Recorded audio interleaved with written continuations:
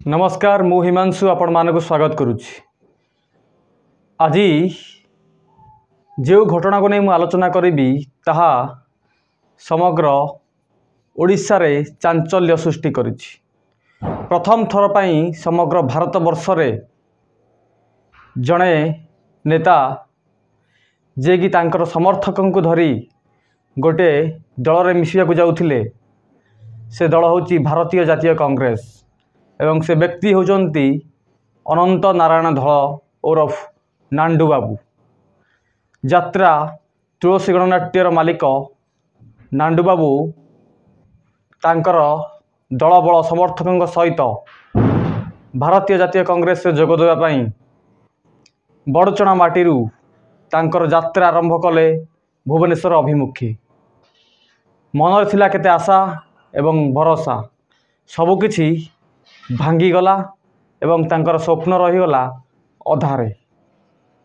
जेतेबेले भुवनेश्वर छाती उपरे पहुँचिले अनंत नारायण धल नांडू बाबू सेतेबेलकू वर्तमान जे पीसीसी सभापति अछंती भक्त दास से थिले नुआपड़ारे एवं एपटे भारतीय जातीय कांग्रेस रो पार्टी ऑफिस गेट सम्मुख रे पड़ीथिला ताला।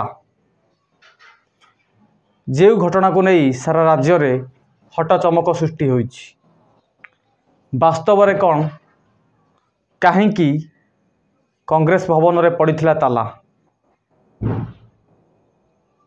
कौन भक्त दास को छाड़िले कांग्रेस रे कहीं आउ नेता नाहंती ना? भक्त दास न आसिले कांग्रेस गेट रे झुली रहुची ताला। यह गोटे विराट प्रश्नवाची। जेतेबेले अनंत नारायण धल ओरफ नांडू बाबू भारतीय जातीय कांग्रेस रे जोग देवाकू निष्पत्ति नेले सेतेबेले बड़चणा माटी रे सृष्टि हेला भूमिकंप, जाकू नहीं विरोधी महल रे पशिला छनका।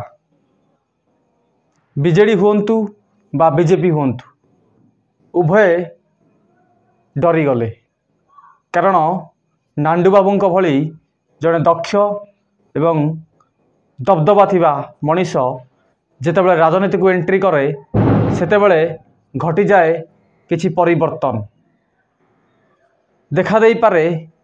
त्रिमुखी लड़ई एवं थिरे बाजी मारी पारंती नांडू बाबू। जदि कहिबा रोकठोक कथा कहती अनंत नारायण धल, काहाकू खातिर नहीं, जहाँ कहती सीधा कथा रोकठोक। तेबे कौन एमिति घटीगला? काहींकि ग्रहण कलानी कांग्रेस दल नांडू बाबू? कौन रहीगला कमी? आगामी दिन में कौन घटुछि से संपर्क रे रहिबो आमर नजर रहुछि। नमस्कार।